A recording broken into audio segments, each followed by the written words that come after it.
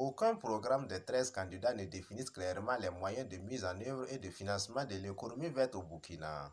Voici les conclusions de l'étude menée par la CONAGES et ses partenaires sur la place de l'économie verte et de l'environnement dans les programmes des candidats en liste pour la présidentielle.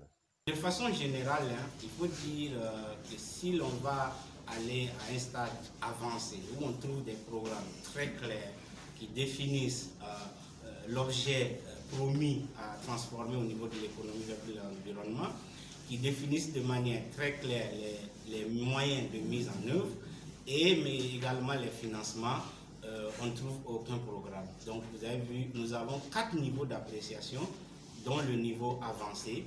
Et là, aucun programme n'a atteint malheureusement ce niveau-là. Selon Goutinir Damien Lankwandé, coordonnateur de l'équipe d'évaluation, certains programmes présidentiels traitent tout de même de la question de l'économie verte et de l'environnement, d'autres par contre l'abordent timidement. Les bons élèves, si vous voulez qu'on les appelle comme ça, de façon générale, donc, on retrouve les programmes de partis de cadres désirés Ouedraogo.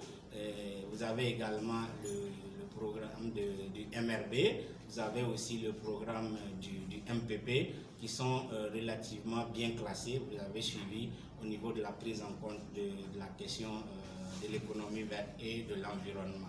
En tant que mauvais élève, vous avez généralement au PAB Burkina, je pense, vous avez Vision, les MCR et les MPS qui se retrouvent très souvent dans la partie donc, des programmes qui sont jugés latents. Donc les programmes latents, c'est ceux qui vraiment abordent très sommairement. Nous on dit on trouve des traces de la question dans le programme et c'est pas du tout ça, c'est même pas décrit de façon globalement satisfaisante.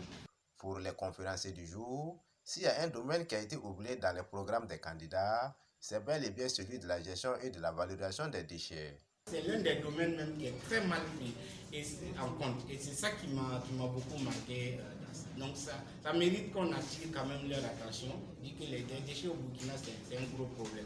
Et encore plus étonnant, c'est de voir que les questions de valorisation, de transformation et tout ça ne sont pas vraiment abordées. Alors qu'aujourd'hui, on le reconnaît aujourd'hui au niveau international et tout, ces domaines-là créent de l'emploi, énormément d'emplois.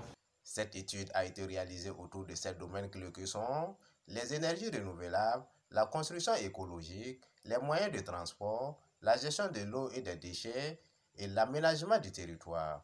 Un travail qui est loin d'être des consignes de vote selon la CONAGES et ses partenaires. Invite a donc été donné au président qui sera élu au soir du 22 novembre à plus de regards sur la question de l'économie verte et de l'environnement au Burkina Faso.